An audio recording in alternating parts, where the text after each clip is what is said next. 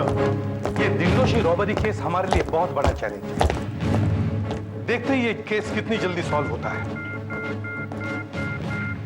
कितनी बार लोगों को हम समझा चुके हैं कि जब घर में नौकर रखते हो तो उसकी फोटोग्राफ पुलिस को भेज दिया करो, मगर नहीं। सर, उस नौकर के गांव हमने 2 ऑफिसर्स भेज दिए कर्नाटक में। सर, और जैसे ही एक minute sir, Pune police, Pune police. Hello hello. हाँ, एसीपी प्रद्युमन हियर, बोलो। सर, 3 घंटे पहले यहाँ लक्ष्मी रोड पर 2 हथियारबंद आदमियों ने बहुत बड़ा डाका डाला है। उन्होंने एक सिक्योरिटी गार्ड को भी गोली मार दी sir. My God, security guard की हालत क्या है? सर, वो आईसीयू में है। आईसीयू में? गोली निकाल रहे, बाद में उन 2 आदमियों से एक पुलिस की गोली से मारा गया, दूसरा फरार है। लगता है वो बाय रोड बॉम्बे की तरफ आ रहा है। ठीक है, हम सभी एंट्री पॉइंट्स पर सिक्योरिटी तैनात करवा देते हैं। जी सर। अच्छा, उसकी कोई पहचान, आइडेंटिटी किट तैयार है? वो तो फैक्स कर दो। आइडेंटिटी किट बन रहा है सर, पर मैं फिर भी आपको उसकी पहचान करा देता हूँ। उसकी उम्र? 29-30 के आसपास सर। 29-30 के आसपास? जी सर। कद? कद 5 फीट 8 इंच और सर उसका रंग गेहुआ है। गेहुआ? वजन? 60-65 के करीब सर। 60-65? अच्छा सर, बहुत घनी मूछे दाढ़ी है। ओह, घनी मूछे दाढ़ी है। अच्छा, वो उसने क्या पहना है? उसने ग्रे टी शर्ट और जीन्स पहनी है। ग्रे टी शर्ट और जीन्स, और हाथ में एक क्या हाथ में? सर, हाथ में एक वो हाथ में लेदर बैग है सर, लेदर बैग? जिसमें लूट का माल है। लेदर बैग जिसमें लूट का माल है? हाँ सर। अच्छा, कोई हथियार? रिवॉल्वर है 0.22 का। ओह, रिवॉल्वर .22। जी सर। ठीक है, आइडेंटिटी किट जल्दी फैक्स करवा दो। Yes sir. तब तक हम नाकाबंदी करवाते हैं। Okay sir. And don't worry, हम उसे पकड़ लेंगे। Okay, over. भाई गाड़ी ले लो आगे, चलो यहाँ दिखाओ सर। सर, सड़क का ये हिस्सा थोड़ा सुनसान था, इसलिए रोड ब्लॉक यहीं पर लगा दिया सर। और सर, ऑक्टा नाके में काफी प्रॉब्लम हो सकती है। एक तो वैसे ही वहाँ बहुत चहल पहल है और किसी को भी खामखा चोट वोट लग सकती है। जाने दो। सब ठीक है? यस सर, सब ठीक है। सर, जंगल में अपने आदमी है ना? हाँ सर। वो जंगल में भी घुस सकता है। हाँ सर, चप्पे चप्पे पर है। सब मिला के सर 50 आदमी है दोनों तरफ। बहुत टाइट पेट्रोलिंग हो रही है सर, वो आदमी बचकर निकल नहीं सकता। गुड। क्या आवाज कैसी है? तुम लोग चेकिंग ठीक से करते रहो। चलो रे।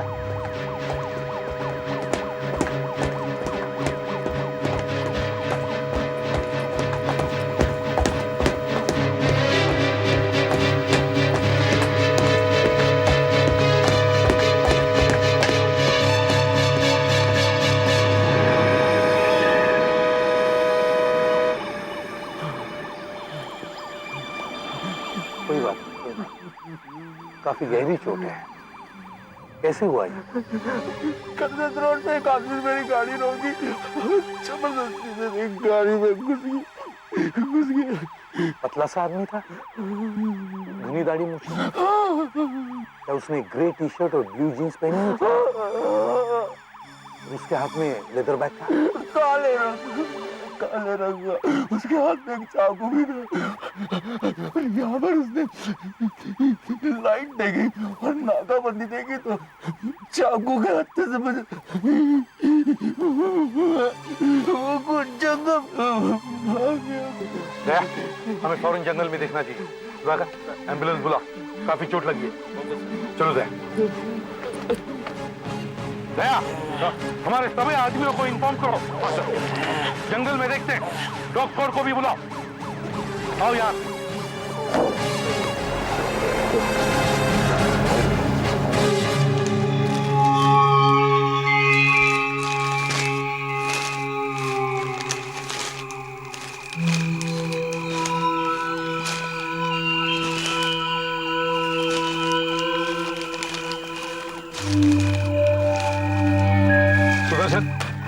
तुम्हारे एरिया का क्या रिपोर्ट है? यहाँ कोई नहीं आया सर। कोई भी नहीं।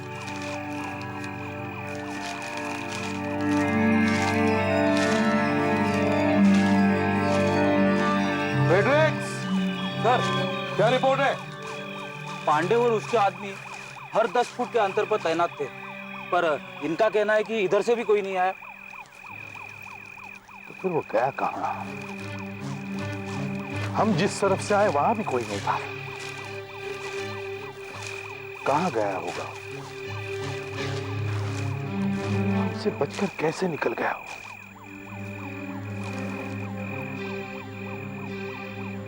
कहीं वो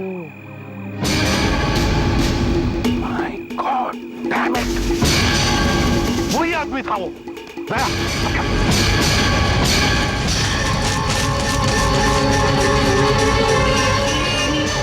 सब लाइसेंस और पेपर कहाँ गई वो गाड़ी?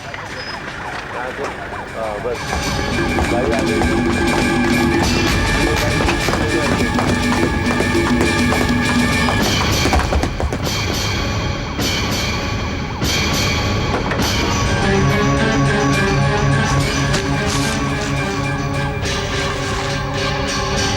Blue jeans?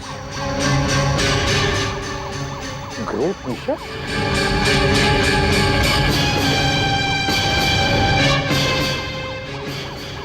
बात? रेज़र? कहाँ गया वो? वही मुजरिम था, वो हमें धोखा देगा। उसे तो एम्बुलेंस में गए 20 मिनट के ऊपर हो गए। 20 मिनट से ऊपर?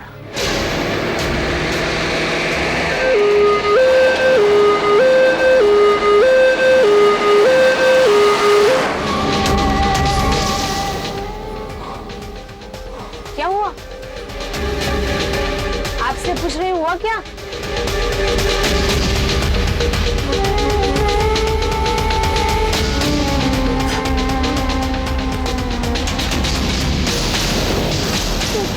ये क्या कर रहे हो? चुपचाप बैठे रहो।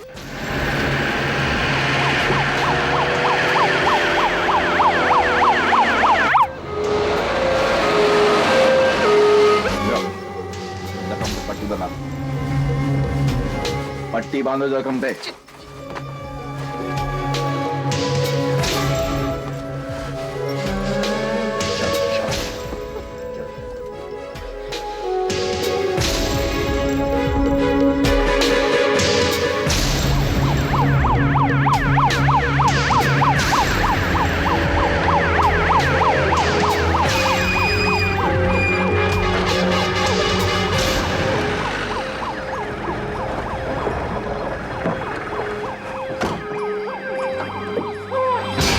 घबराइए मत, हम सीआईडी ऑफिसर्स हैं। गया।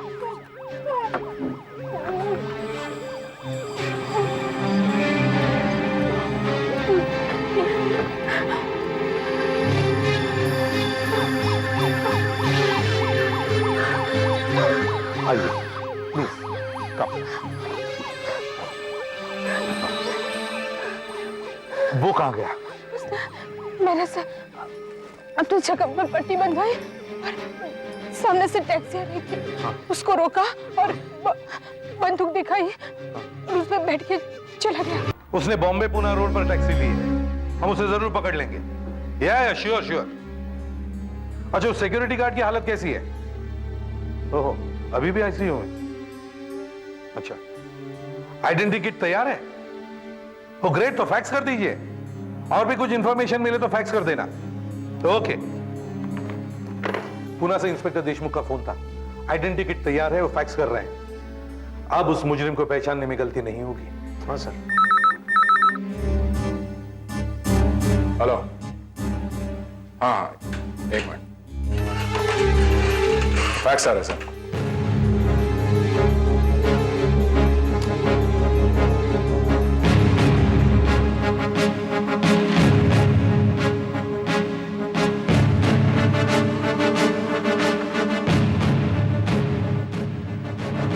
ये वो जख्मी सिक्योरिटी गार्ड है।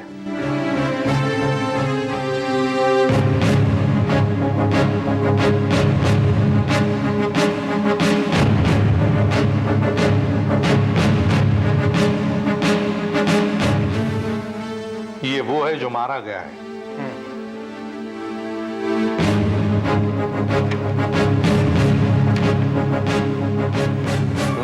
ये है वो मुजरिम, काफी चालाक है। हमें होशियारी से काम लेना होगा। सर एक मिनट, जरा दिखाइए। क्या हुआ? सर काफी जाना पहचाना सा लग रहा है। ये कैलाश, सर ये कैलाश जैसा लग रहा है। काफी कुछ उसी की तरह है, लेकिन नहीं, ये वो नहीं हो सकता। ये कैलाश नहीं हो सकता। ये कैलाश कौन है? सर कैलाश का बहुत बड़ा एहसान है मुझ पर। लाख कोशिश करने पर भी मैं जिंदगी भर चुका नहीं सकता। ऐसा क्या किया है उसने तुम्हारे लिए? सर 2-2.5 साल पहले की ये बात है। मुझे आज भी वो दिन ऐसा याद है जैसे कल ही की बात हो। उस दिन मैं घर पर था।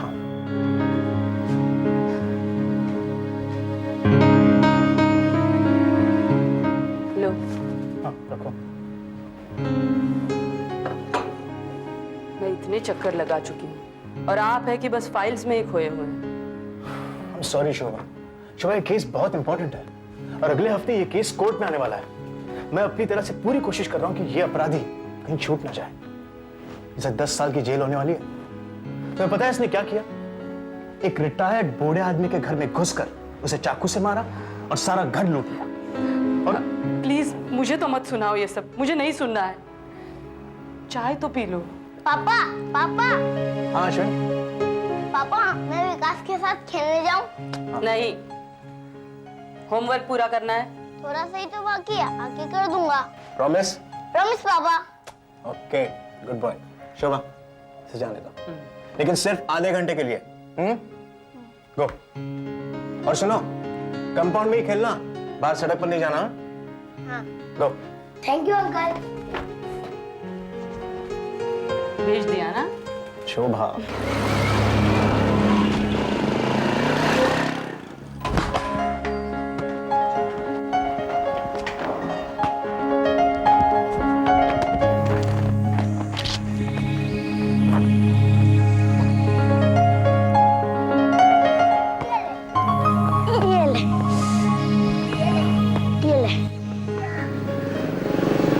मैं जोर से किक मारूं?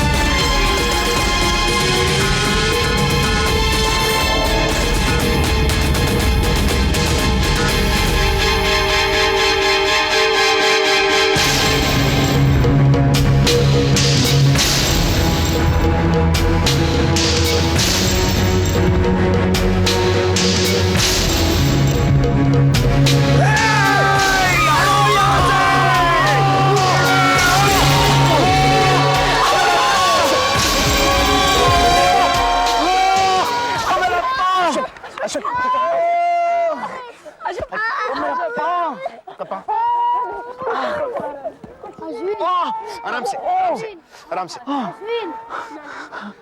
बच्चा ठीक है? हाँ ठीक है। मैं समझ नहीं क्या हुआ। लगता तो नहीं है कि इनके पाँव की हड्डी टूटी है, फिर भी एक्सरे निकलवाना ठीक रहेगा। ओके। अश्विन, अश्विन, कुछ नहीं। भाई साहब, अगर आप आज नहीं होते तो मेरा बेटा उस गाड़ी के नीचे आ ही गया होता। अरे क्यों आ गया होता गाड़ी के नीचे? देखिए, उसको गाड़ी के नीचे नहीं आना था, उसको कुछ नहीं होना था, इसलिए मैं वहां था। सब ठीक हो गया, आप भूल जाइए और छोड़िए इस बात को, अभी कुछ और सोचिए। मैं कैसे छोड़ दूं? आपकी वजह से मेरा बेटा बच गया है। मेरी तो कुछ समझ में नहीं आ रहा है कि मैं आपका शुक्रिया अदा कैसे करूं। अरे कुछ नहीं करना है आपको अब। एनीवे, मैं कैलाश।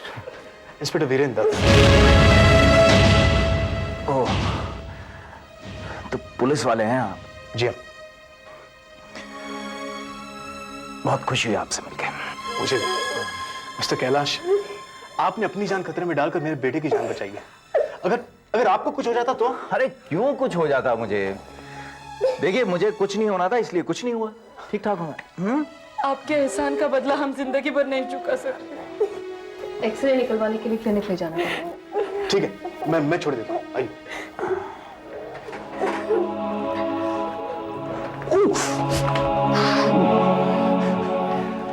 मिस्टर कैलाश, ये आपका उधार रहा मुझ पर। वैसे मैं कभी चुका नहीं सकता, लेकिन फिर भी कभी भी आपको कोई भी जरूरत पड़े तो आप मुझे याद कीजिएगा। मैं जरूर आपके काम आऊंगा। आइए। ऐसी कैसे मैं आपके पास कभी भी मदद मांगने आ जाऊं? कभी भी कोई भी जरूरत पड़े तो मुझे जरूर याद करना। उसका नाम कैलाश था। मैं उसे दोबारा कभी नहीं मिला, लेकिन जब भी मैं अपने बेटे की तरफ देखता हूं सर, मुझे कैलाश की याद आ जाती है। उसकी वजह से मेरा बेटा आज जिंदा है। वो एक अच्छा इंसान था और ये एक मुजरिम है। कहां ये और कहां वो? हाँ sir, I think you right. ये कैलाश नहीं हो सकता, क्योंकि कैलाश एक सेल्स एग्जीक्यूटिव था। लेकिन सर फिर भी चेहरा काफी मिलता जुलता है। वीरेन, दुनिया में काफी लोगों के चेहरे एक दूसरे से मिलते जुलते हैं। और फिर ये एक ड्राइंग ही तो है। हाँ सर, कितने आश्चर्य की बात है कि आज ही ये सब कुछ हुआ है और आज ही मेरे बेटे का जन्मदिन है। अश्विन आज 10 साल का हो गया। अच्छा, बच्चे का जन्मदिन है? तुम्हें जल्दी घर जाना चाहिए। नहीं सर, वो आलंदी रॉबरी केस की फाइल पढ़ने के लिए रुका था मैं अब तक। आलंदी केस तो तुम कल भी देख सकते हो वीरेन। लेकिन सर अभी मेरा ऑर्डर ये है कि तुम फौरन घर जाओ। वैसे 2-3 दिन से सोए नहीं हो, थके हो। और हाँ, अपने बेटे को हम सब की तरफ से जन्मदिन की बधाई देना। Okay sir, thank you sir. Sudhakar, identity kit की कॉपीज बनाकर सभी पुलिस स्टेशन में भिजवा देना। लोकल टीवी न्यूज पर भी जल्दी भेज दो। Okay sir. क्विक। हेलो, हाँ एक sir, Vikrant Nagar police station से किसी ऑफिसर का फोन है। Thank you sir. Hello, ACP प्रद्युमनिया। कहां पर एग्जैक्टली? पटेल रोड। ठीक है, आप उस ड्राइवर को रोक के रखना, हम आधे घंटे में पहुंचते हैं। ड्राइवर मिल गया है। उसने उस आदमी को बॉम्बे पुणे रोड पर से पिकअप करके पटेल रोड पर छोड़ दिया है। वहां से वो पैदल निकल गया है। हमें जल्दी पहुंचना चाहिए, चलो।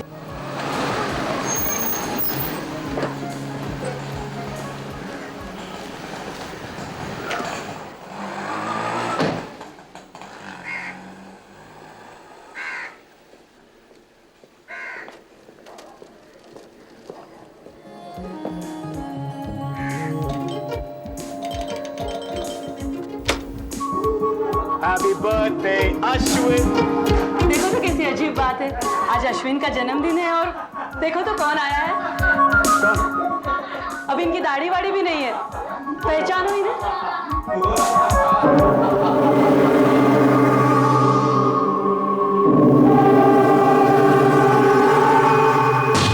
कैलाश, कितने समय बाद और यहां?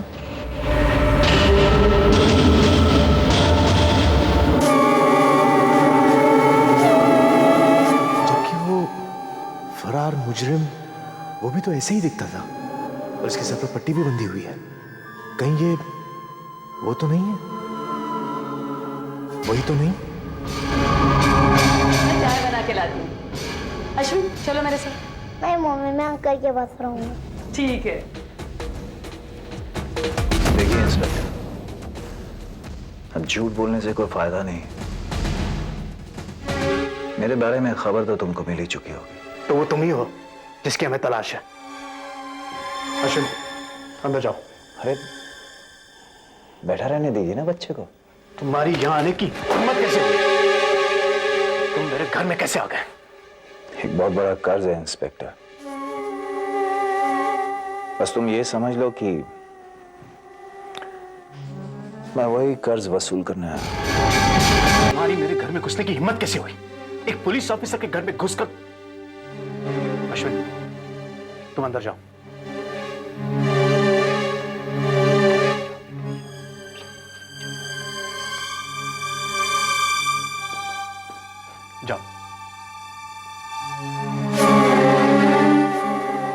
हम जानते हैं इंस्पेक्टर, पुलिस मेरा पीछा कर रही है। थोड़ी देर की बात है। एक पुलिस वाले के घर से ज्यादा छिपने के लिए कोई और अच्छी जगह नहीं हो सकती। मैं तुमसे मदद मांगने आया हूं इंस्पेक्टर। मदद?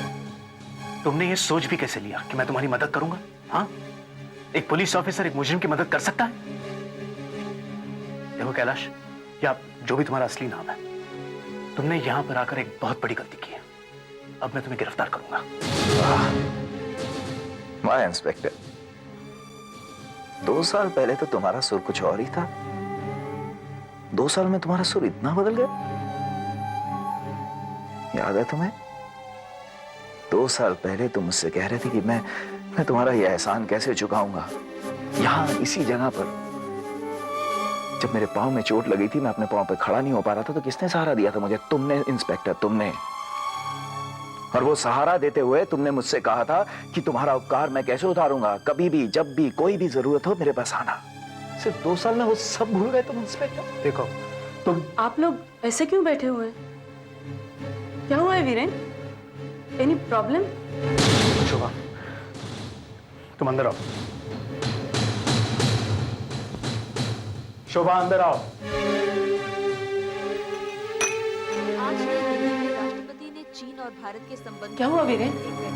कोई परेशानी? क्या बहस चल रही थी तुम दोनों में?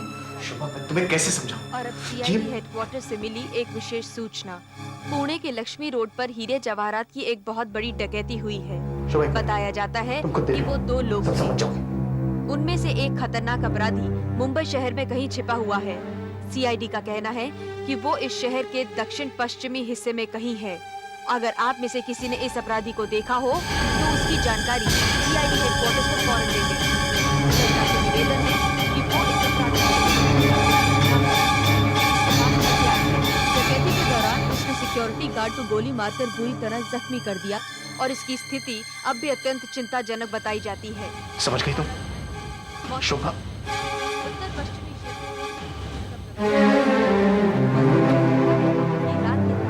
समझ गई? ये मिस्टर कैलाश कौन है और यहाँ क्यों आया है? इसने सोचा होगा कि इसने हमारे बेटे की जान बचाई थी, इसलिए ये हमें मजबूर कर सकता है कि हम उससे यहाँ छुपने दें। मगर हमें इसकी मदद करनी चाहिए। पागल हो गई हो तुम? इतना बड़ा डाका डाला है, एक आदमी को बुरी तरह से जख्मी किया है, और तुम कह रही कि मैं इसकी मदद करूं? लेकिन इसने हमारे बेटे की जान भी तो बचाई थी। तुम्हारे समझ में भी आ रहा है तुम क्या कह रही हो? एक पुलिस ऑफिसर से एक मुजरिम को छुपाने के लिए कह रही हो? तो फिर एक पल के लिए भूल जाओ कि तुम एक पुलिस अफसर हो। क्यों? एक बाप की तरह सोचो। मैं तो सिर्फ इतना ही जानती हूँ कि उस दिन अगर ये आदमी न होता तो आज हमारा बेटा न होता।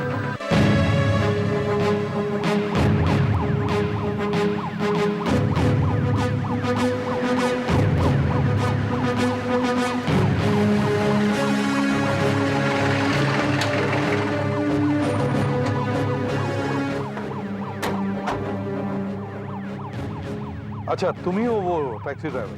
बताओ, कहाँ मिला था वो तुम्हें? सब हाईवे से मैं अपने घर की तरफ जा रहा था। रास्ते में देखा एक एम्बुलेंस किनारे पे लगी हुई थी, तो मैं सोचा देखूं क्या हुआ।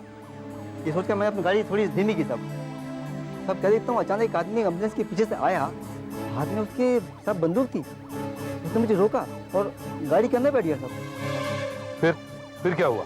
मैं तो घबरा गया। सब उसने मेरे सिर पे सब बंदूक तान दी और यहाँ लेके आ गया। सब फिर सब अचानक वो गाड़ी से निकला और इस तरफ भाग गया। सब मैं तो बच गया। सब इस तरफ? जी।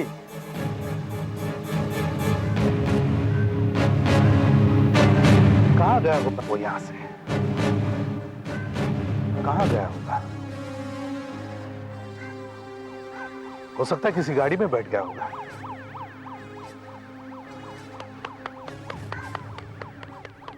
सुधाकर, डॉग स्क्वाड को बुलाओ। कुत्ते को वो कपड़े सुंघाओ जो हमें चेक नाके वाली गाड़ी पर मिलेगा। सर, मैं वीरेन को फोन करता हूँ, हमें उसकी भी जरूरत पड़ेगी। ये किस मुसीबत में फंस गया? ना तो इसे जाने के लिए कह सकता हूँ और ना ही इसे गिरफ्तार कर सकता हूँ। देखो, मैं तुम्हारी परेशानी समझ सकता हूँ। क्या समझ सकते हो?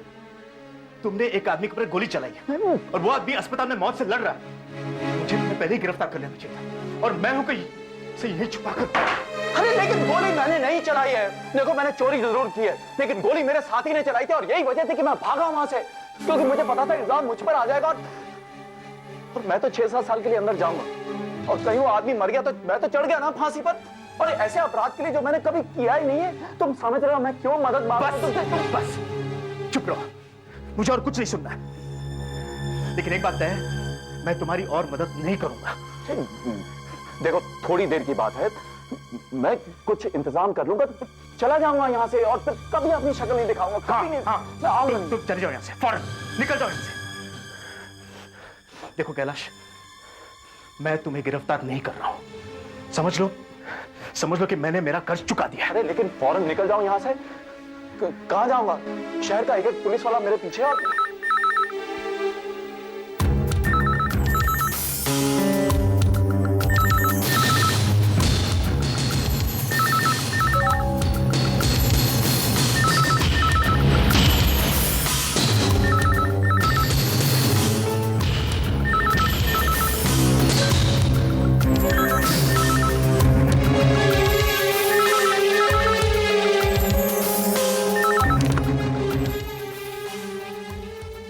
हेलो, हाँ एसीपी साहब? जी हाँ है, 1 मिनट बुलाती हूँ। एसीपी साहब का फोन है।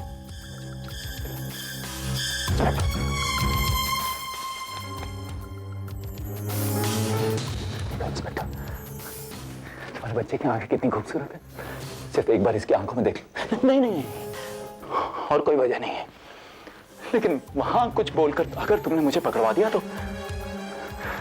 तुम इसकी आंखों में आंखें डाल के दोबारा कभी नहीं देख पाओगे। जानते हो क्यों? क्योंकि ये अगर आज जिंदा है तो मेरी वजह से, सिर्फ मेरी वजह से, समझे? बस ये ध्यान में रखना तुम।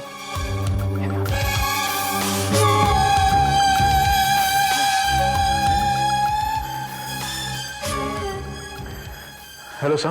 वीरेन, वो टैक्सी मिल गई पटेल रोड पर, जिसमें से वो आदमी भागा था। टैक्सी मिल गई? हाँ। ये तो बहुत अच्छी बात है सर। क्या हुआ वीरेन?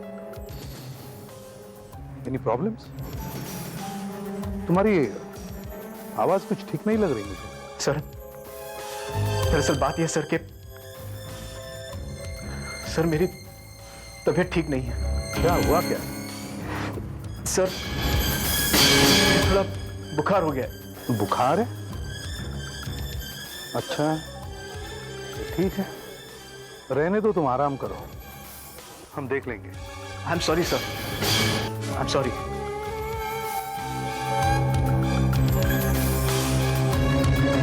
दया,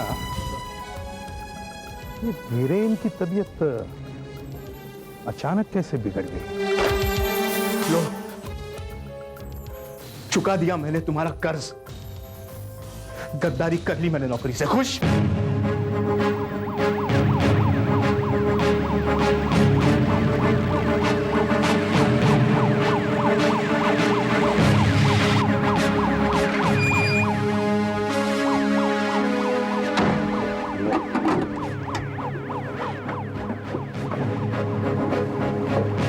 से हम बेटा हाउ आर यू बेटा? रेडी है? Yes sir. हाँ? दया, कपड़े लेकर आओ, मुझे ज्यादा दूर नहीं गया होगा। हेलो टिप्सी बेटा।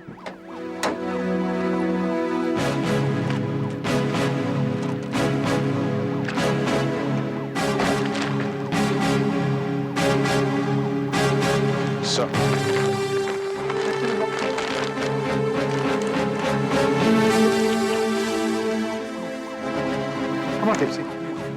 Smoke.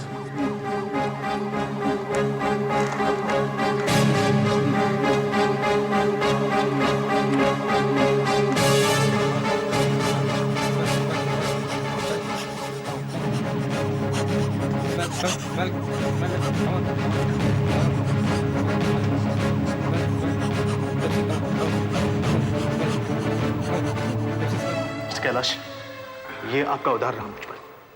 वैसे मैं कभी चुका नहीं सकता, लेकिन फिर भी कभी भी आपको कोई भी जरूरत पड़े तो आप मुझे याद कीजिएगा।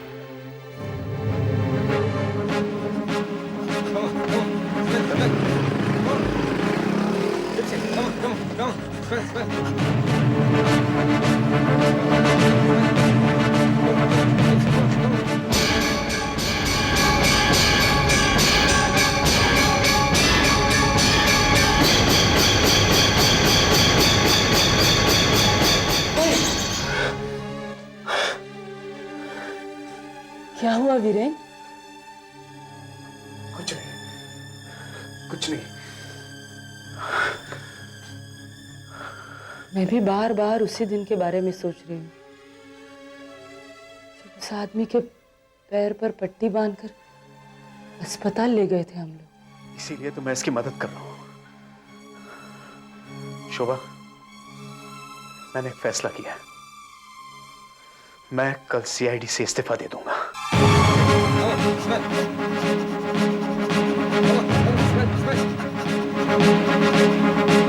मैंने फोन पे अपने एक दोस्त से बात की है। 1 घंटे के बाद वो हमें एयरपोर्ट पे मिलेगा और वो किसी दूसरे शहर जाने के लिए फ्लाइट का बंदोबस्त भी कर देगा। बस फिर वहां से मैं इंडिया से बाहर जाने की कोशिश करता रहूंगा। ठीक है।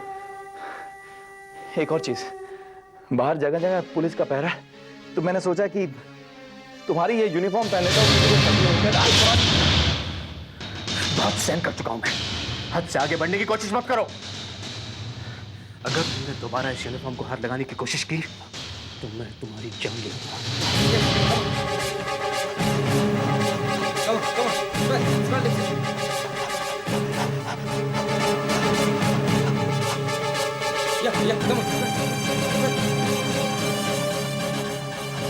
ये यहाँ क्यों रुक रहा है?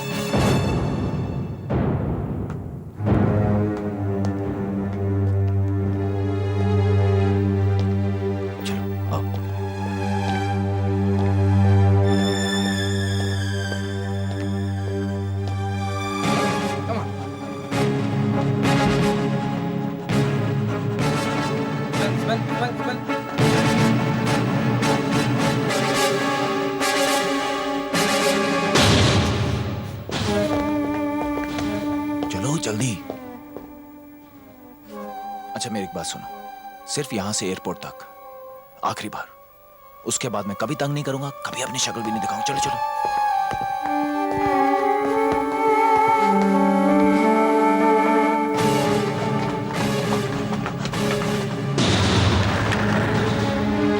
आज मेरी वजह से वीरेन को कितनी मुसीबतों का सामना करना पड़ रहा है।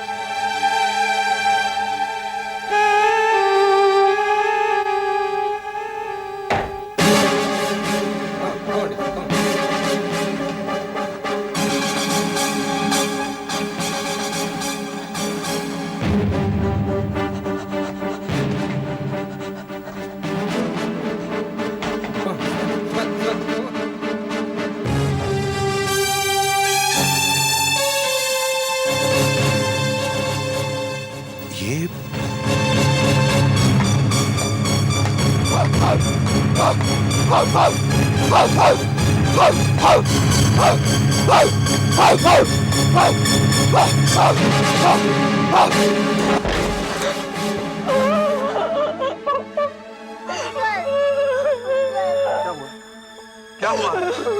क्या हुआ? क्या?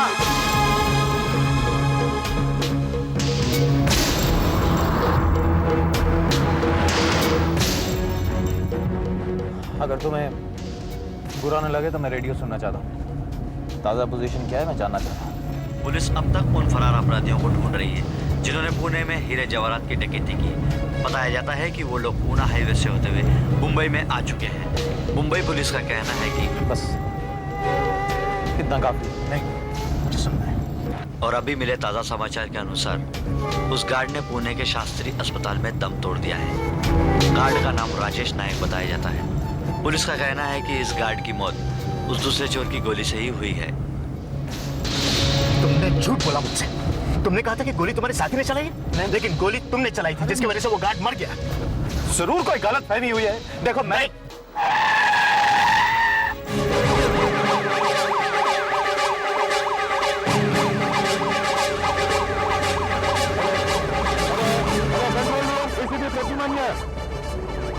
एसीपी प्रद्युमन, सारे चेक के अलर्ट करो। वो डोमेस्टिक एयरपोर्ट की तरफ गए हैं। सारे चेक के अलर्ट करो, वो डोमेस्टिक एयरपोर्ट की तरफ गए हैं। Okay, over. क्या कर रहे हो तुम? अरे पीछे क्यों लेके जा रहे हो? क्या कर रहे हो तुम? दिमाग खराब हो गया तुम्हारा? अभी तक दिमाग खराब हो गया था, लेकिन अब ठीक हो गया है। देखो, गाड़ी रोको, मेरी बात सुनो, पागल हो गया तुम। अपनी जिम्मेवारी भूल गया था मैं, लेकिन अब कोई फर्क नहीं पड़ता। तुम खूनी हो। मेरी वजह से आज तुम्हारा बेटा जिंदा, समझे? इसकी इतनी बड़ी कीमत नहीं दे सकता मैं। देखो, रोको, गाड़ी रोको।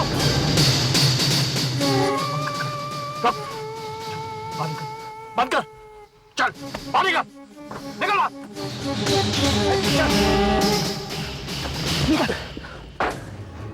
देखो, अब मैं शहर से बाहर निकल जाऊंगा और कोई नहीं रोक सकता है मुझे। तू भी नहीं। नहीं कैलाश, अब तुम्हारा खेल खत्म हो गया। मैं अभी सीआईडी हेडक्वार्टर्स पर हमारे यहाँ होने की खबर करता हूँ। हे, इंस्पेक्टर, अगर किसी को फोन किया गोली मार दूंगा मैं तुम्हें फांसी के फंदे तक पहुंचा के ही मैं गोली मार दूंगा। हमारी फौजी में आओ, तुम करो। मैं तुम्हें नहीं।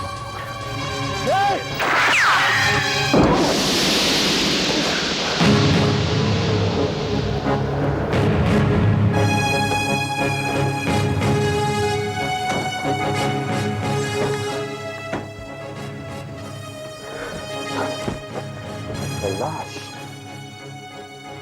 are you all right? Yes sir, मैं ठीक हूँ।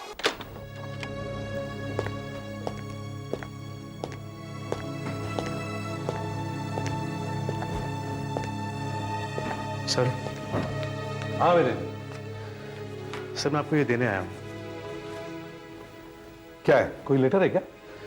नहीं सर, सर ये मेरा रेजिग्नेशन है, मेरा इस्तीफा। मैं अब सीआईडी में रहने के काबिल नहीं रहा सर। क्यों? तुमने तो कुछ नहीं किया, तुमने कोई कायरता नहीं दिखाई। वो तो तुम्हें गोली मारने वाला था, फिर भी तुम पीछे नहीं हटे। फिर भी सर, मुझे अपना फर्ज याद रखना चाहिए था। कुछ समय के लिए मैं भूल गया था सर कि मैं एक सीआईडी ऑफिसर हूं। मेरे अंदर का बाप मुझ पर हावी हो गया था। एक पुलिस ऑफिसर और एक बाप के युद्ध में बाप जीत गया सर, और पुलिस ऑफिसर हार गया। हाँ वीरेन, हम सबकी जिंदगी में कभी ना कभी ऐसे क्षण आते हैं, मगर एक सीआईडी ऑफिसर के सामने दूसरा कोई रास्ता है ही नहीं वीरेन। एक सीआईडी ऑफिसर पहले होता है और बाप बाद में है। इसीलिए सर, इसीलिए मैं इस्तीफा देना चाहता हूं। फिर क्या करोगे? फिर मालूम नहीं क्या, मैं तो सारी जिंदगी एक पुलिस वाला ही रहा हूं सर। क्या करूंगा पता नहीं, लेकिन सर मैं इस्तीफा देकर ही रहूंगा। देखो वीरेन, जो कुछ हुआ वो तो गलत है ही, फिर भी मैं एक होनहार ऑफिसर खोना नहीं चाहता। मैं तुम्हारा ट्रांसफर कर देता हूं। सर तुम नौकरी मत छोड़ो, ये ट्रांसफर ले लो। That's an order. Okay sir.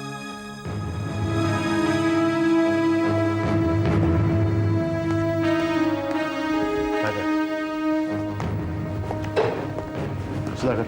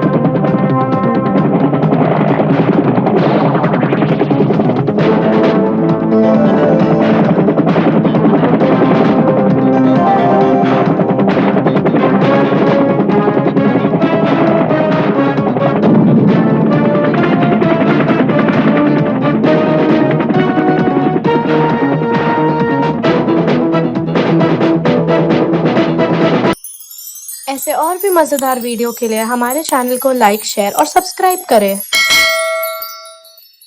कुछ नहीं सुनना है मुझे। तुम्हारी वजह से मेरी आंखें चली गई और अब यहाँ मेरा हाल पूछना है।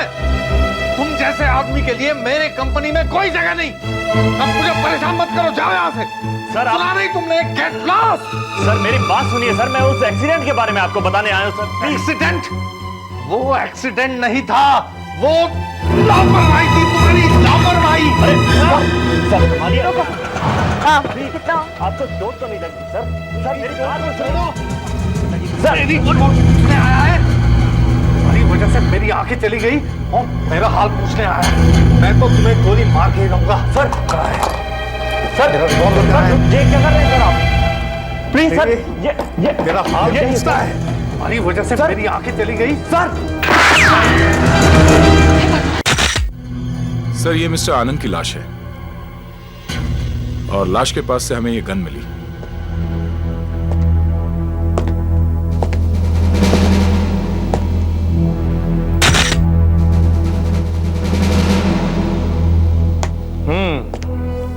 अब बताइए,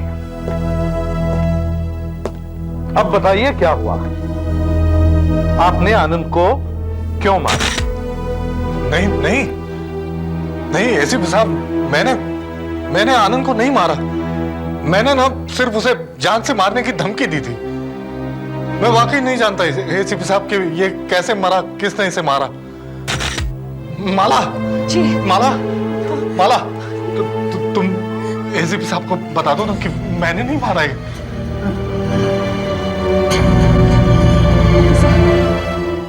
ऑफिसर, इन्हें बहुत बड़ा सदमा पहुंचा है। ये कहते हैं कि इन्होंने गोली तो चलाई लेकिन इन्होंने आनंद को नहीं मारा। मेरी भी कुछ समझ नहीं आ रहा है ये सब कैसे हुआ। जो कुछ भी ऑफिसर, मेरे पति ने आनंद को नहीं मारा है। मेरे पति ने आनंद को नहीं मारा है। अच्छा,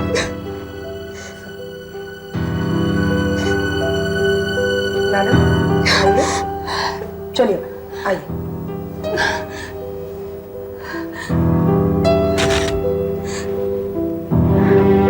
देखिए, मैं आपके पति से बात करना चाहता हूं। आपसे मैं बाद में बात करूंगा। फिलहाल आप घर में अंदर जाकर देखिए और हमें बताइए कि आपका कुछ सामान गायब हुआ है या नहीं। प्लीज। जी आइए माला जी, चलिए।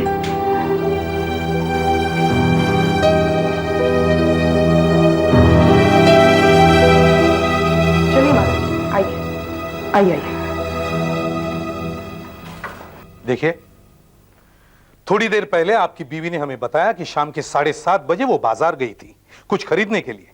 तब आप घर पर अकेले ही थे। मगर करीब 8:30 बजे जब वो वापस लौटी तो उन्होंने गोली चलने की आवाज सुनी। जैसे ही वो दौड़ती हुई अंदर आई, उन्होंने देखा कि आपके हाथ में रिवॉल्वर था और आनंद मरे पड़े थे। अब आप ही हमें बताइए कि 7:30 और 8:30 बजे के बीच हुआ क्या था? एसीपी साहब, 8:15 के करीब मैं यहीं था, इसी कमरे में यहीं बैठा था। टीवी सुन रहा था, देख तो सकता नहीं ना। इतने में बेल बजी। मैंने सोचा माला के पास अपनी खुद की चाबी है, वो बेल क्यों बजाएगी। फिर बेल बजी और बार बार बजने लगी। तो मैं किसी तरह उठकर दरवाजे की तरफ गया। और न जाने क्या कुछ ले आए हैं। प्यारा प्यारा स्टार यार कलाकार। कौन है? आनंद। तुम यहां क्यों आए हो? चले जाओ। सर मेरी बात सुनिए सर। मुझे तुम्हारी कुछ बात नहीं सुननी। Get lost.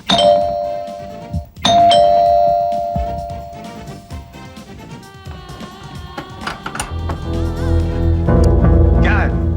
सॉरी सर, मैंने आपको डिस्टर्ब किया। मैं तो ये पूछने आया था कि आप कैसे हैं सर? मैं कैसा हूं? तुम्हारी मेहरबानी से ठीक ही हूं। पिछले हफ्ते अंधा हो गया था।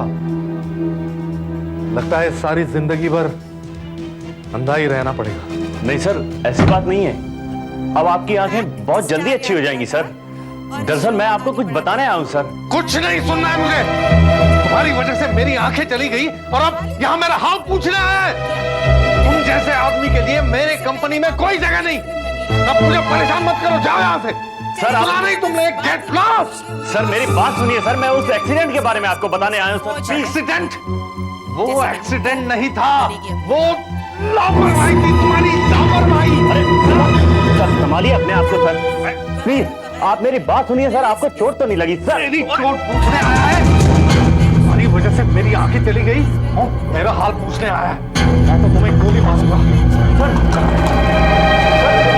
रुक जाइए सर, प्लीज सर। मेरा हाल, मैं इधर रिवॉल्वर ढूंढ ही रहा था, इतने में मैंने गोली चलने की आवाज सुनी। मेरी तो कुछ समझ में नहीं आया। मैंने आनंद को आवाज दी, आनंद आनंद, लेकिन उसका ना कोई जवाब नहीं आया, सन्नाटा। इतने में यहां से लगा कोई भागा और गिरा। मैं भी कौन है करके आगे बढ़ा और आनंद की लाश से टकरा कर गिर गया। मेरा हाथ किसी चीज पे पड़ा, वो एक रिवॉल्वर था। मैंने जहां से भागने की आवाज आई वहां फायर किया। पता नहीं वो गोली किसे लगी, कहां लगी। आइए। Thank you.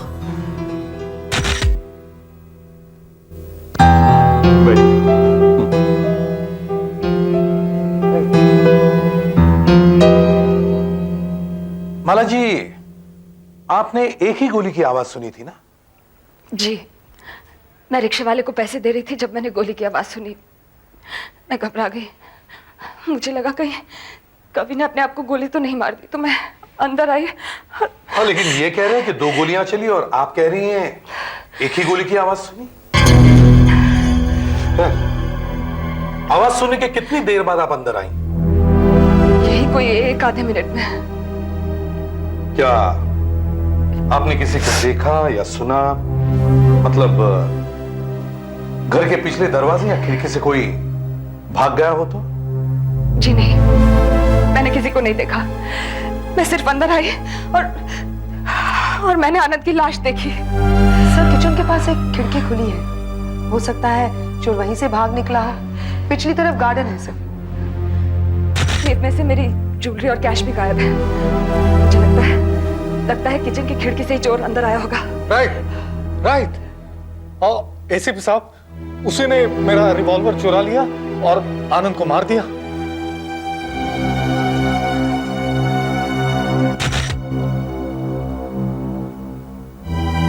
एक गोली तो इसको लगी, फिर दूसरी गोली कहां है? गोली यहाँ है, गोली यहाँ है एसीपी साहब।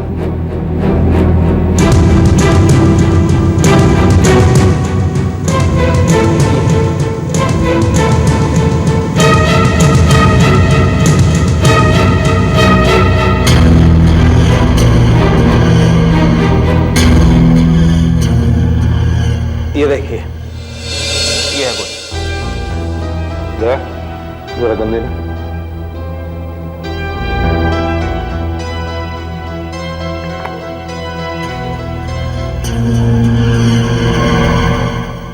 ये रिवॉल्वर भी यही कह रहा है कि 2 गोलियां चली। ये रिवॉल्वर आपके पति का ही है ना? जी, लाइसेंस है उनके पास। हेलो, होल्ड ऑन, आपका फोन। जी, हेलो। हाँ भैया। क्या? कैसे? मेरे भैया का फोन है। वो हमारी फैक्ट्री में मैनेजर है। कह रहे हैं कि फैक्ट्री में चोरी हो गई है, किसी ने सेफ तोड़ डाला।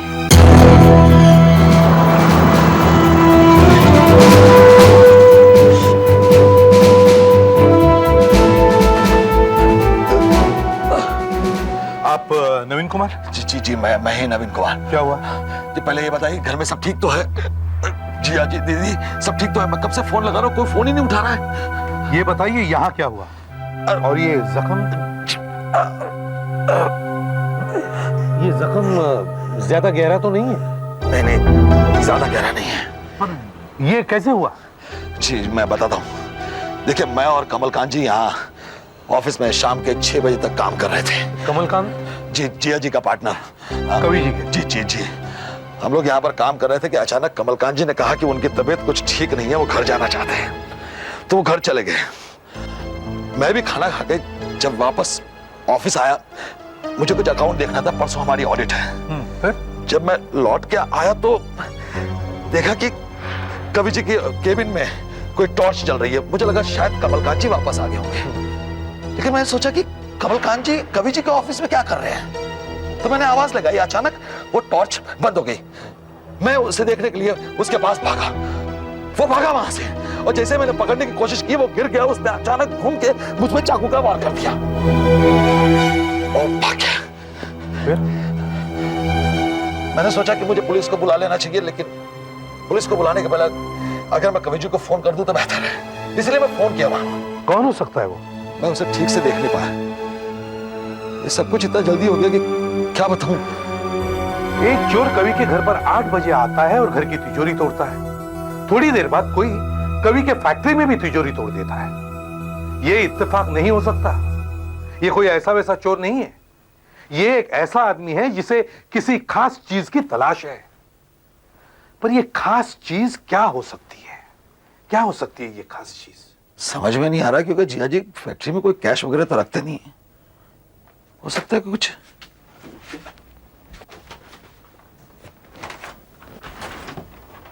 कहीं वो जर्मन कॉन्ट्रैक्ट तो नहीं? German contract? वो क्या है? जब देखिए सब बात ऐसी है कि जीजा जी और कमलकांत जी दोनों अलग अलग होने वाले हैं। 2 कंपनी बन गई है साहब। जीजा जी की कंपनी को एक बहुत बड़ा कॉन्ट्रैक्ट मिला है जर्मनी का। कमलकांत जी चाहते हैं कि वो कॉन्ट्रैक्ट कैंसिल हो जाए या फिर पैसे उन्हें भी मिले। जीजा जी दोनों बातों के लिए राजी नहीं है, इसलिए हो सकता है कि शायद मेरे पीछे कमलकांत जी उस कॉन्ट्रैक्ट की कॉपी को चुराने आए हों। चोर दिखने में कैसा था? सर, मैंने कहा ना कि मैं उसे ठीक से देख नहीं पाया था सर, लेकिन हाँ थोड़ा लंबा था। नहीं, इतना लंबा होगा अपने आनंद जैसा। आनंद? सर, आप उसे नहीं जानते। वो हमारे यहाँ पर एक रिसर्च साइंटिस्ट था जिसे कवि जी ने पिछले हफ्ते ही निकाल दिया था एक्सीडेंट की वजह से।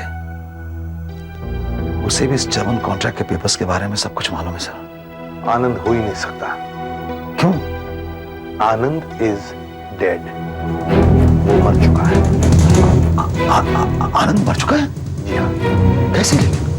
उसका खून हो गया है कवि के घर में करीब 8 बजे। मर गया? लेकिन उसे मारा किसने?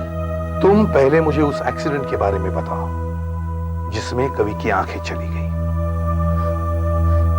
सब वो 5 दिन पहले हमारी कंपनी में कुछ केमिकल्स आए थे टेस्टिंग के लिए। बहुत बड़ा कॉन्ट्रैक्ट था साहब। तो कवि जी ने सोचा कि उसकी टेस्टिंग वो खुद करेंगे। आनंद जो कि एक रिसर्च साइंटिस्ट था, तो कवि जी ने उसे अपने साथ ले लिया। आनंद? Yes sir. ये भी टेस्ट पॉजिटिव रहा। अभी सिर्फ 6 टेस्ट बाकी है। मुझे देना पायरिडॉक्सिन प्लीज। ये लीजिए सर। Thank you.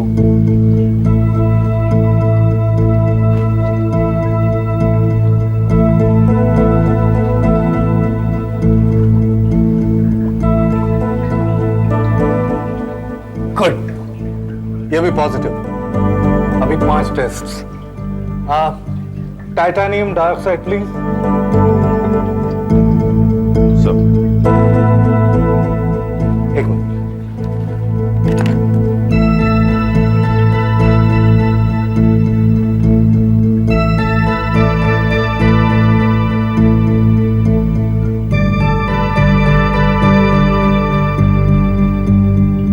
गुड, ये भी पॉजिटिव।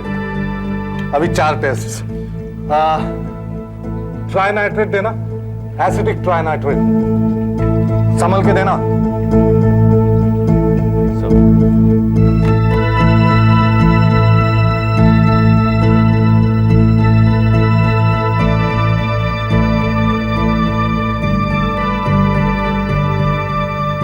आनंद, अगर ये एक्सपेरिमेंट कामयाब होता है ना, तो फिर तुम्हारा बोनस पक्का।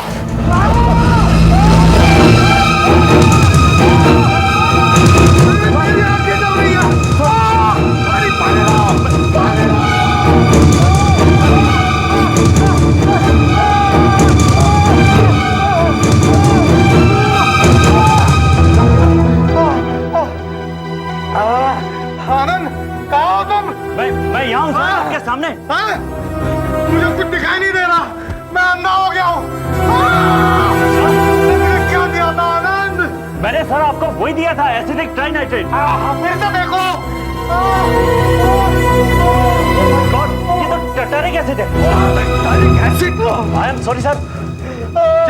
जी क्या हुआ जी? अरे इस गधे ने मुझसे टर्टरिक एसिड इसमें डलवा दिया। मैं अंधा हो चुका हूँ नवीन, अंधा हो चुका हूँ। क्या कह रहे हो जी? सर मैंने ये जानबूझकर नहीं किया। कितने दिनों से यहाँ पर काम कर रहे हो, तुम्हें यही नहीं मालूम कि कौन सा केमिकल क्या होता है? ये इमरजेंसी है, जाओ एम्बुलेंस बुलाओ प्लीज।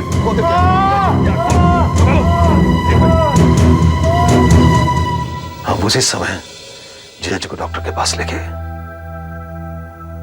डॉक्टर ने बताया कि उनका अंधापन 5-6 घंटे में ठीक हो जाएगा। लेकिन अब तो 5-6 दिन हो गए हैं और जीजा जी अब तक ठीक नहीं हुए। उसी वक्त उन्होंने आनंद को नौकरी से निकाल दिया। आनंद की वजह से कवि की आंखें चली गई और शायद इसीलिए गुस्से में आकर उसने उसका खून कर दिया। और अब वो मनगढ़ंत कहानी बना रहा है कि उसके घर में कोई चोर घुस आया था। सर रिवॉल्वर कवि का है, उसके हाथ पर गोली के पाउडर के निशान भी है। और सर उसके ऊपर से वो ये बात मान भी रहा है कि उसने गोली चलाई है। बात साफ है सर, कवि ने ही खून किया है।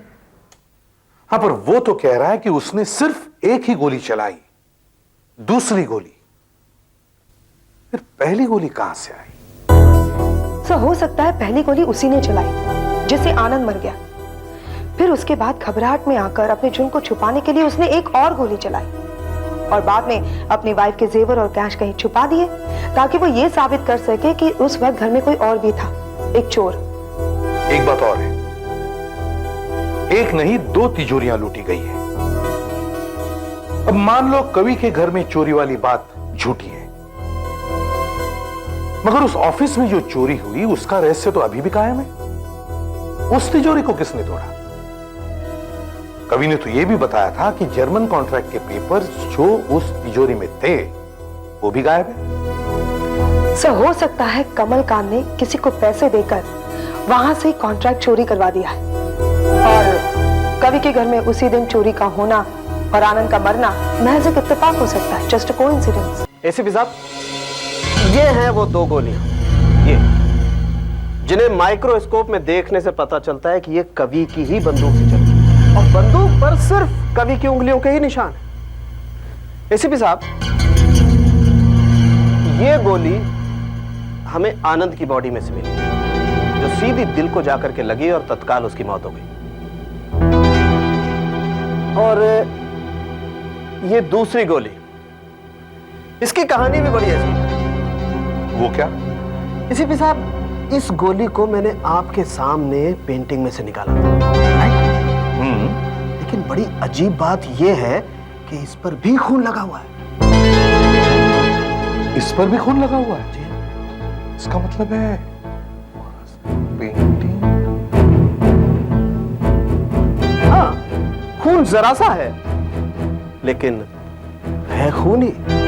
आनंद का ही नहीं, आनंद का खून ये हो ही नहीं सकता है क्योंकि आनंद की बॉडी पर सिर्फ एक जख्म था, दूसरी गोली तो उसे लगी ही नहीं। लेकिन फिर भी गोली के ऊपर खून है।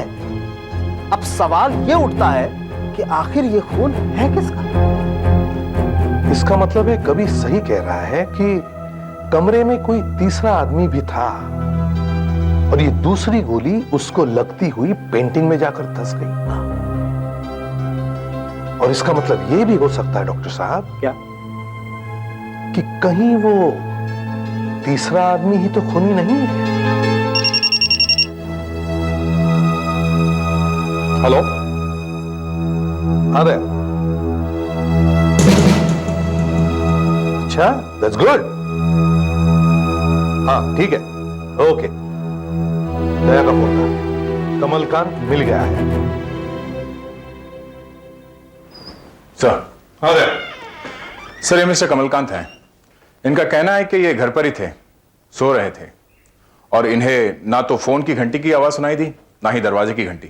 देखो देखो ऑफिसर, एक तो यह आदमी जबरदस्ती मेरे घर में घुसा है, ना तो मुझे कुछ बताता है, ना ही मुझे कहीं जाने देता है। मैं पूछता हूं आखिर ये हो क्या रहा है, आखिर बात क्या है?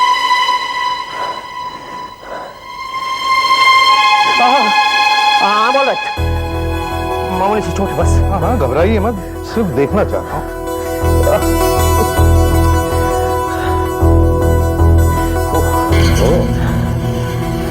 आपके पैर की चोट काफी गहरी है। आखिर ये चोट लगी कैसे?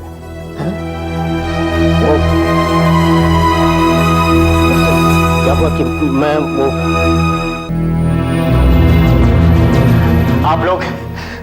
आप लोग कभी किसी की बात पर विश्वास करते हैं? बताइए, करते हैं? जब मैं कह रहा हूं कि मैंने आनंद का खून नहीं किया, मतलब नहीं किया। मुझे तो पता भी नहीं कि उसका खून हो चुका है। अभी ये आप ही लोगों से पता चला है। आपने आनंद को आखिरी बार कब देखा था? कल ही। वो नवीन से मिलने के लिए मेरी फैक्ट्री में आया था। मैंने उससे कहा, बल्कि अपनी तरफ से ऑफर दी थी कि वो मेरे और कवि के अलग हो जाने के बाद मेरी कंपनी में काम कर ले। उसने कहा था कि वो सोचेगा। ऑफिसर, वो बहुत ही मेहनती और ईमानदार आदमी था। अरे भला मैं उसे क्यों मारने लगा? मैं तो उसे अपनी फैक्ट्री में काम देने वाला था। और पैर में ये चोट कैसे लगी? आप बताओ ऑफिसर, मैंने कहा ना, कल भी हमेशा की तरह मैंने कुछ ज्यादा ही पी ली थी। मुझे सिर्फ इतना याद है कि मैं टॉयलेट से जब बाहर आया तो किसी ने भारी सी चीज मेरे सर पे दे मारी, बस। उसके बाद मुझे कुछ भी याद नहीं। और सुबह जब आंख खुली तो मैंने देखा कि मैं अपने बिस्तर पे हूं और मेरे पांव में चोट लगी हुई है। किसी ने इनके सिर पर जोर से मारा, फिर उस आदमी ने इन्हें बिस्तर पर लेटा दिया, फिर वो वहां से चला गया चुपचाप, चोरी भी नहीं की, और फिर इनके पैर पर अपने आप ही घाव हो गया। अच्छी है कहानी आपकी कमलकांत जी, अच्छी है। देखते हैं कहानी कहां तक सच है। हाँ डॉक्टर साहब, एसीपी साहब आइए। मैंने जांच कर ली है। गोली पर लगा खून कमलकांत की चोट के खून से एकदम मैच करता है। That's good, ये तो अच्छी खबर है। अच्छी खबर है भी और नहीं भी। क्यों? क्योंकि ये एक इत्तेफाक ही हो सकता है एसीपी साहब के दोनों का ब्लड ग्रुप एक ही है, बी पॉजिटिव। अब बी पॉजिटिव तो मेरा भी है, और हमारे देश के लाखों करोड़ों लोगों का बी पॉजिटिव ग्रुप है। इसलिए ये ब्लड ग्रुप मैच हो जाने से हमें कुछ खास मदद नहीं मिल सकती है। सर, मिस्टर आनंद की बीवी रेवती आपसे मिलना चाहती है। वो आपको एक जरूरी बात बताना चाहती है सर। मैंने सुना है आपने कमलकांत जी को मेरे पति के खून के इल्जाम में गिरफ्तार कर रखा है। जी हाँ। पर उन्होंने कुछ नहीं किया है, बल्कि वो तो मेरे हस्बैंड को अपनी कंपनी में नौकरी देने वाले थे। फिर भला वो उन्हें क्यों मारने लगे? हम तहकीकात कर रहे हैं मैडम, अभी तक किसी नतीजे पर नहीं पहुंचे। पर मैं जानती हूं कि मेरे आनंद को किसने मारा है। किसने? मिस्टर कवि ने मारा है। ये आप कैसे कह सकती हैं? क्योंकि आनंद ने मुझे बताया कि कवि उन्हें फंसाने के लिए प्लान बना रहा है, और वो एक्सीडेंट कुछ नहीं हुआ था, वो सिर्फ एक नाटक था। कवि अंधा है ही नहीं। मैं आपको पूरे विश्वास के साथ कह सकता हूं कि कवि को बिल्कुल दिखाई नहीं दे रहा। डॉक्टर साहब, ये बताइए कि हुआ क्या है? कवि की आंखों में टेटेरिक गैस का एक जोरदार भपका गया था।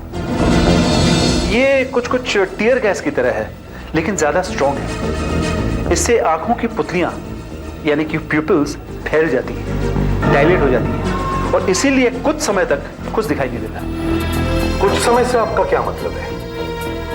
यही कुछ 6 से 8 घंटे तक कुछ दिखाई नहीं देता है, पर कवि को तो 6 दिन हो गए। अब तक तो ठीक हो जाना चाहिए था। मैंने उसे सुबह शाम आंखें धोने के लिए एक लोशन भी दिया था। हाँ, पर यह भी तो हो सकता है कि एक्सीडेंट के 8 घंटे बाद उसकी नजर वापस आ गई हो और वो अब भी अंधेपन का नाटक कर रहा है। नहीं, ऐसा नहीं हो सकता। वो किसी और को धोखा दे सकता है, लेकिन मुझे नहीं। क्यों? हमारे यहाँ आंखें टेस्ट करने के लिए तमाम तरीके हैं, तमाम इक्विपमेंट्स हैं। देखिए, और फिर मैं भी तो सुबह शाम उसकी आंखें चेक कर रहा हूँ। आप कल भी तो गए थे ना? जी हाँ, शाम के 6:30 बजे, जैसे रोज जाता हूँ। डॉक्टर साहब, क्या मैं अपना एक टेस्ट कर सकता हूँ? जी हाँ, क्यों नहीं, जरूर कीजिए।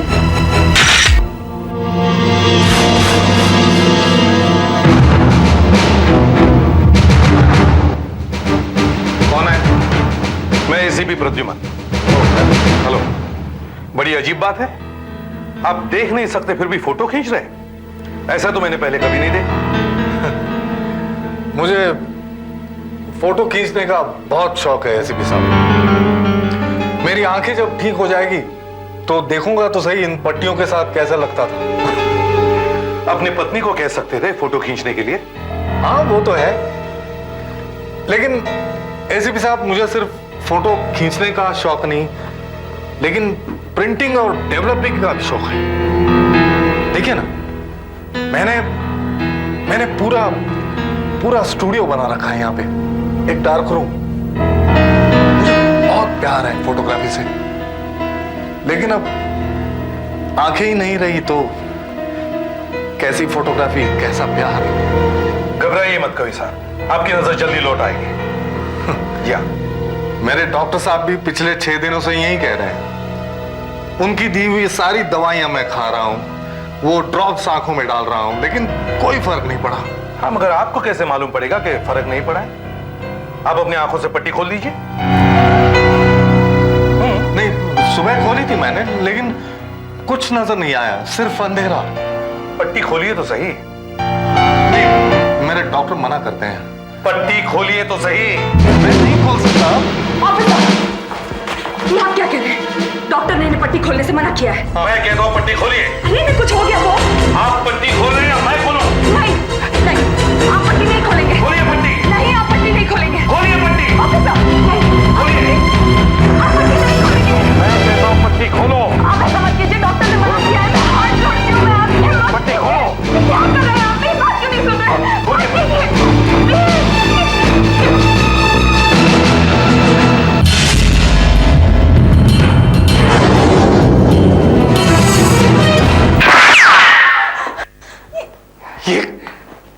ये क्या मजाक है एसीपी साहब? अगर मुझे कुछ हो जाता तो? घबराइए मत, नकली गोली थी, लेकिन इसका मतलब है आप देख सकते हैं। हाँ, मैं देख सकता हूँ। माला, मैं देख सकता हूँ। आप देख सकते हैं। मैं देख सकता हूँ माला। देख सकते हैं।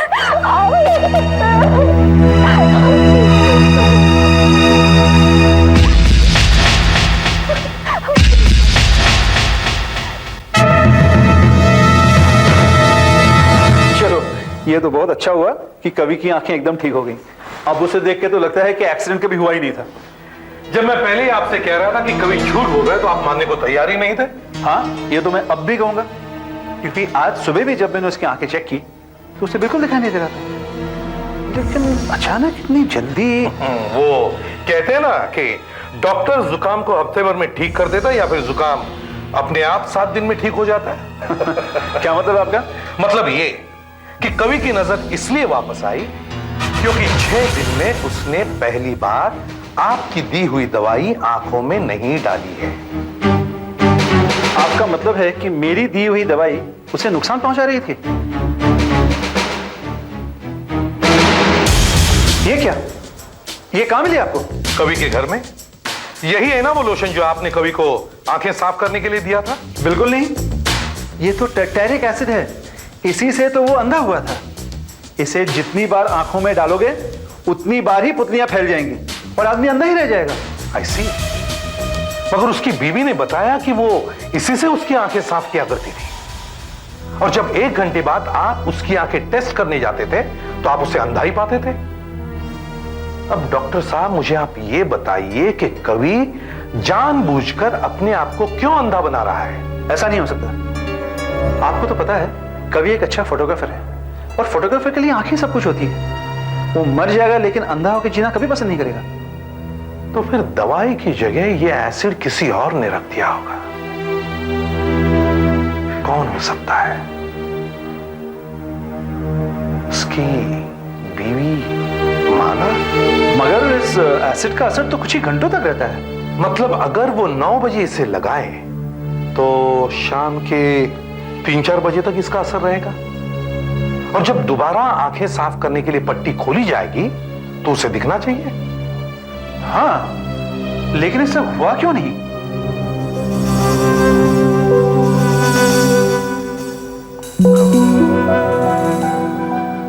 फोटोग्राफर।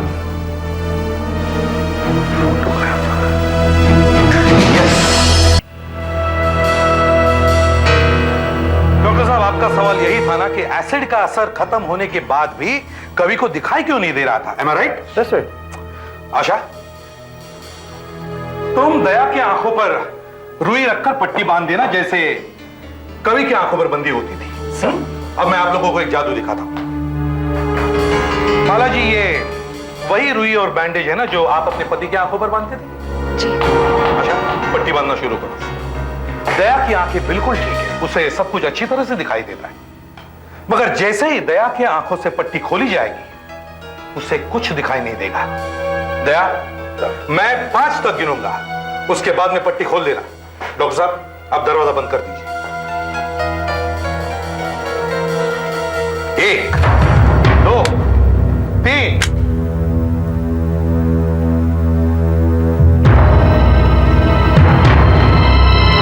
4, 5। दया, पट्टी खोल दो। कुछ दिखाई दे रहा है? नहीं सर, मुझे कुछ दिखाई नहीं दे रहा सर, बिल्कुल अंधेरा है सर। कैसे दिखाई देगा दया? तुम्हारी आंखें तो अंधेरे में ही खोली जा रही है। अब मैं तुम्हारी आंखों में यह सॉल्यूशन डाल रहा हूं जो माला अपने पति की आंखों में डालती है।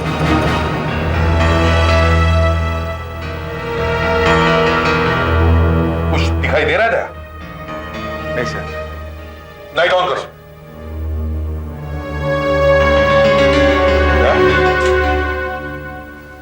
कुछ दिखाई दे रहा है? ऐसा कुछ ठीक से दिखाई नहीं दे रहा अभी। घबराओ मत, पानी था।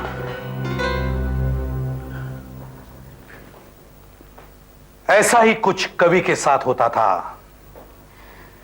इससे पहले कि उसकी आंखें नॉर्मल हो जाए, आप उनकी आंखों में डाइल्यूट एसिड डाला करती थी, जिसकी वजह से उनकी आंखों की पुतलियां फैल जाती थी, प्यूपिल डायलेट हो जाते थे और उन्हें कुछ दिखाई नहीं देता था। माला जी, आप अपने पति को अंधा क्यों रखना चाहती थी?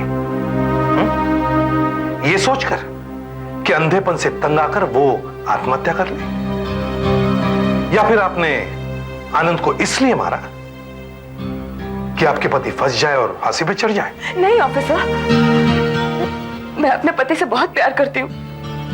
मैं उनके बारे में ऐसा सोच भी नहीं सकती। आप अपने पति से इतना प्यार करती हैं, तो फिर आपने उनको अंधा बनाकर क्यों रखा? अपने भाई की वजह से। उसी ने मुझे मजबूर किया नवीन को मारने। मैं आपको क्या बताऊं ऑफिसर, मैं क्या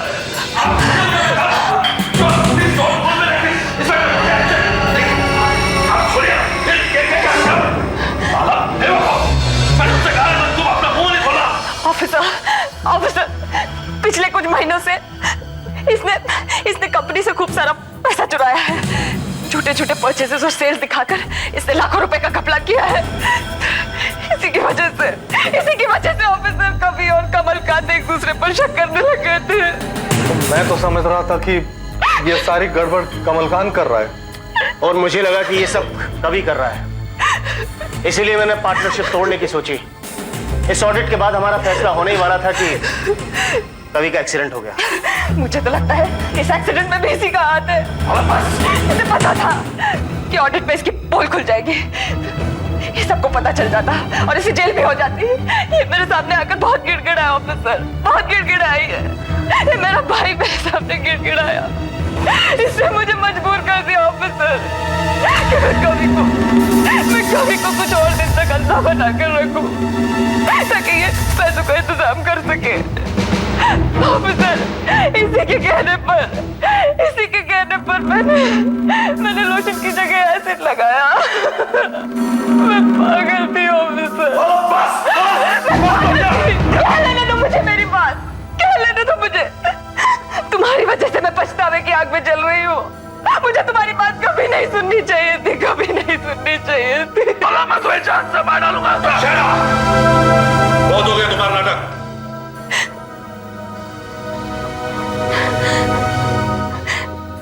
कल दोपहर मैंने नवीन को फोन पे कहा कि मैं अब ये सब नहीं करूंगी, लेकिन इसके पास पैसों का इंतजाम हुआ ही नहीं था।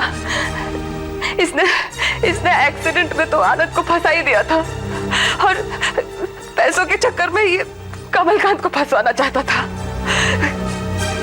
लेकिन हमारी ये बातें आनंद ने सुन ली, जो नवीन मुझे फोन पे कह रहा था। बेचारा वो तो वहां डेस्क साफ करने आया था, लेकिन नवीन ने उसे देख लिया। वो बहुत घबरा गया और दौड़कर मेरे पास आया और कहने लगा कि आनंद यहाँ कभी से बात करने जरूर आएगा, इसलिए तुम यहाँ से बाहर जाओ, मुझे यहीं पर छोड़ दो, मैं संभालूंगा सब। अगर उसने कमल से कह दिया तो? कमल इस वक्त शराब पी के टोन होगा, सुबह तक उठने वाला नहीं है वो। क्या कह रहे हो तुम? मेरी कुछ समझ नहीं आ रहा, तुम पता नहीं क्या कह रहे हो। अब तुम यहाँ से जल्दी जाओ। माला, किससे बात कर रही हो? वो मैं किसी से नहीं, बात किससे बात कर रही थी? मैं कहाँ किसी से बात कर रही हूँ, मैं किसी से नहीं।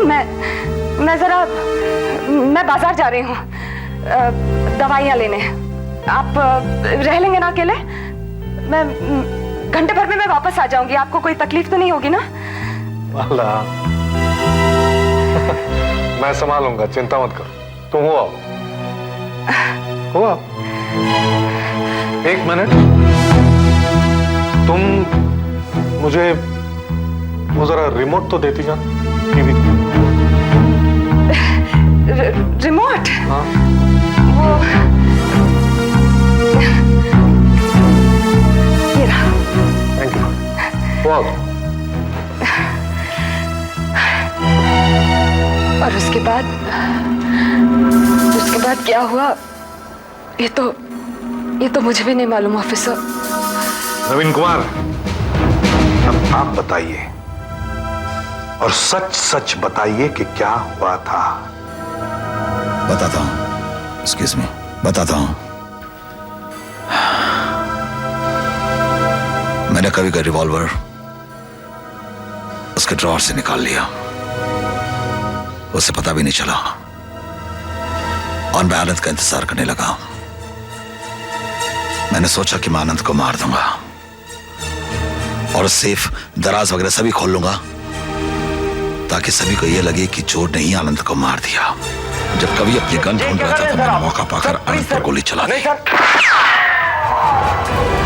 और जब मैंने वहां से भागने की कोशिश की तो मैं आनंद की लाश से टकरा कर गिर गया। कवि को फंसाने के लिए मैंने गन उसकी तरफ बढ़ा दी, लेकिन मुझे क्या पता था कि कवि फायर कर देगा और उसकी गोली मेरे पैर पर लग जाएगी। मुझे पता था मेरी चोट देखकर पुलिस को मुझ पर शक हो जाएगा, इसीलिए मैंने कमलकांत को फंसाना चाहा। जब मैं कमलकांत के घर पहुंचा तो वो बहुत नशे में था। मेरे दिमाग में एक प्लान आया, मैंने वहीं से फ्लावर वास उठाकर उसके सर पर दे मारा। सर को चोट लगने से कमलकांत बेहोश हो गया। फिर मैंने डाइनिंग टेबल से चाकू उठाकर वैसा ही घाव कमलकांत के पैर पर कर दिया जैसा मेरे पैर